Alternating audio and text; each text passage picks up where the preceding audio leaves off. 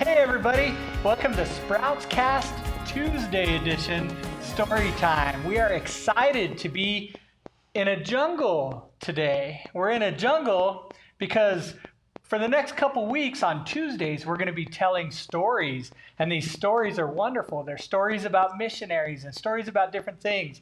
But today, I think we're going to be talking about a story. And look who's with me today, Mrs. Good. Say hi. Hello, everybody. It's good to be here with you today. I can't wait to start this story with you guys. So we're going to be talking about missionaries. Right now, we're in the Ecuadorian jungle. The jungle's in Ecuador. Who knows where Ecuador is? Post it in the comments. Don't forget, you can always post stuff in the comments. Let us know you're here. Post in the comments and let us know you're watching. And we're excited that we're able to connect like this. But don't forget, post in the comments anytime we have a question or whatever. But I'm excited about these stories, Mrs. Good. What is a missionary? A missionary would be a man or a woman that would travel to another country, or possibly even here in the United States, and would go and learn the different customs and the different languages and would tell people about Jesus and how to know him as their personal savior. How do they live? How do they survive on the foreign field like that? So a lot of times a missionary will come and visit churches. I think a lot of us have heard them come to our church here at NewLife, and I think we support 6 different missionaries. They come and they tell us about where they're going and what they want to do. And if the church feels like the Lord wants them to support that particular missionary, then sometimes people give money in the offering, or sometimes the church themselves will actually give money to them to support them so that when they're over on the mission field, they're able to buy the things that they need. Awesome. That's great. And we support 6 missionaries. That's wonderful. What do they do while they're on the field, Mrs. Good? Well, while they're on the field, there's a lot of different things. Some missionaries go over as doctors and they actually help people when they're sick, get them medical care that they need. Sometimes they help them build buildings. I have a cousin who goes over and installs solar powered systems for the different people over there. So sometimes they go over like that, and while they're working, then they're telling people about Jesus. Or they can actually go over there and live with them, build themselves a house out there, and they will actually live amongst the people and minister to them. It's really neat. Well, fabulous. I'm really excited about this story time on SproutsCast Tuesday edition. So who are we going to be learning about today? So today, and over the next couple of weeks while we're doing it, we are going to be reading about a man by the name of Jim Elliot. And Jim Elliot's book is called One Great Purpose, and it is written by Janet and Jeff Benge. So we are going to start reading about this today. So we're going to start chapter 1, A Day to Remember. For the 6th day, Jim Elliot climbed down 35 feet to the ground from the treehouse where he had spent a restless night. Wisps of fog hung above the river and snaked among the trees. High above, puffy clouds had massed on the eastern horizon, glowing red and gold as the morning sun crept up behind them to signal the start of another day in the Amazon jungle.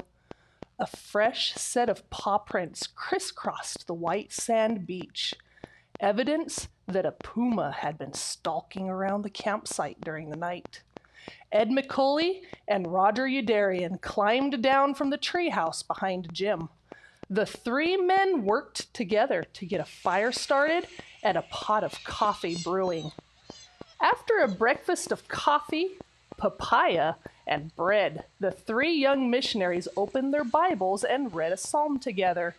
They talked about how it applied to them and their situation deep in the jungle of eastern Ecuador. Then they bowed their heads and spent time praying together. By the time the men had completed their early morning routine, the sun had climbed high into the sky and burned off the morning fog. The billowing clouds that had hung over the horizon were now gone. An unusually bright, clear day, at least for this time of year, had settled across the jungle. The 3 men spent the rest of the morning writing letters to their wives and strolling along the river's edge as they waited for their 2 companions to arrive.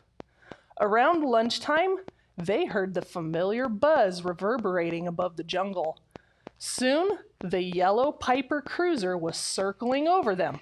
The men watched as the plane lined up on the river's edge over the narrow strip of sand they had affectionately nicknamed Palm Beach. The high-pitched whirring of the engine slowed to a medium hum, and then the plane's wheels thumped onto the sand. The Piper pulled to a halt at the far end of the beach near the treehouse. As soon as the engine was cut, Nate Sate, the pilot, and Pete Fleming, his passenger, climbed from the cockpit. Nate was carrying a large picnic hamper, the sight of which cheered Jim, Ed, and Roger. Each day, Ed's wife, Mary Lou, sent along with Nate and Pete a delicious treat for the men. This time, it was blueberry muffins wrapped in a dish towel and still hot from the oven. Also tucked in the hamper was a quart of vanilla ice cream that Mary Lou had made. As the men devoured the muffins and ice cream, Nate and Pete delivered some great news.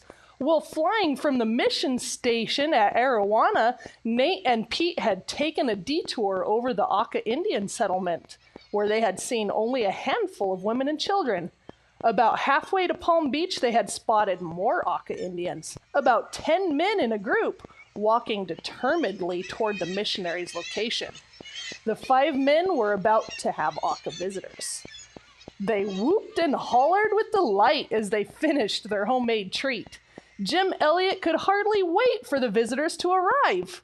Today, he was going to meet a group of Auca Indians face to face. His hope was to share the gospel message with these infamous people.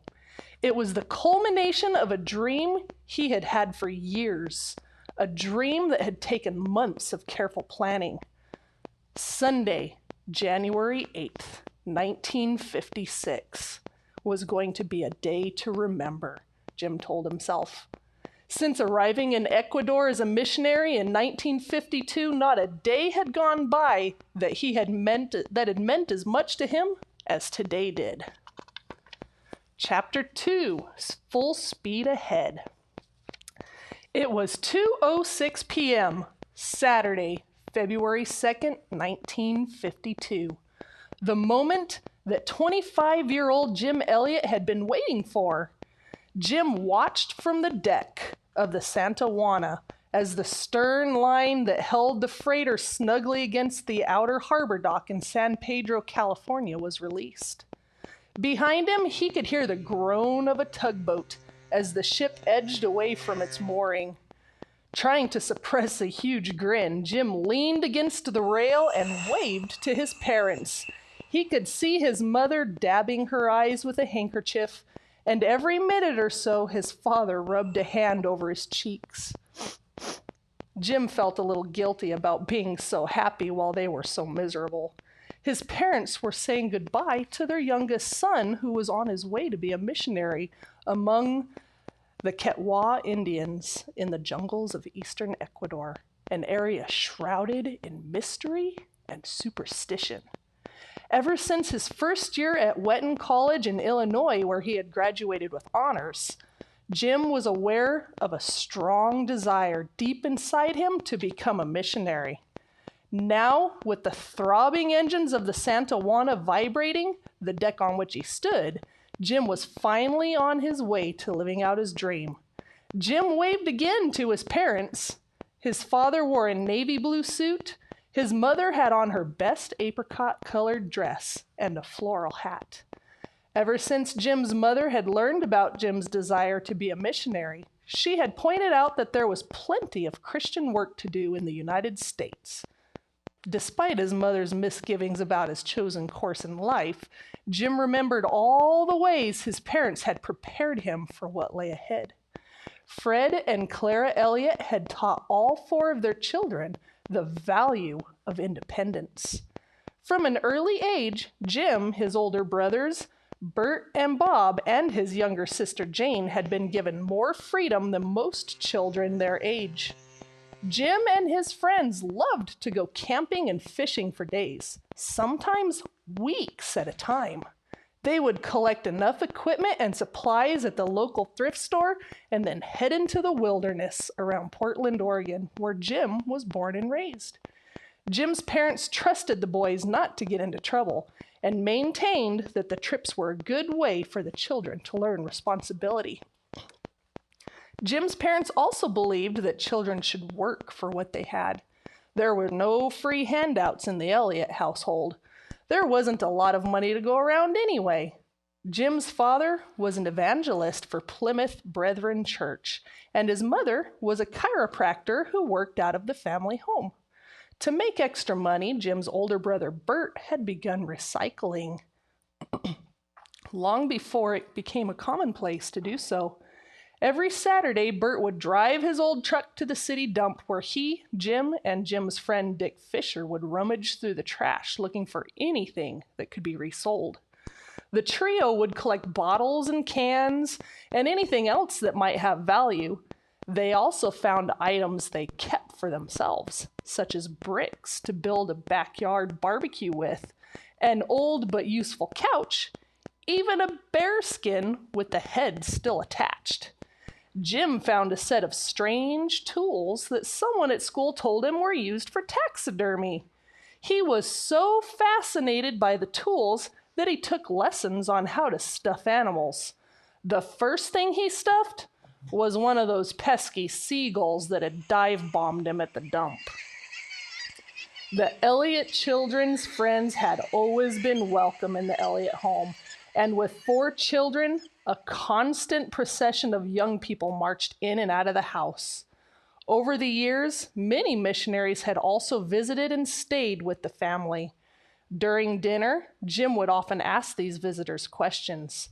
It was these visits that began to fire his young imagination with the importance and adventure of missionary life. Jim moved to the aft deck of the Santa Juana.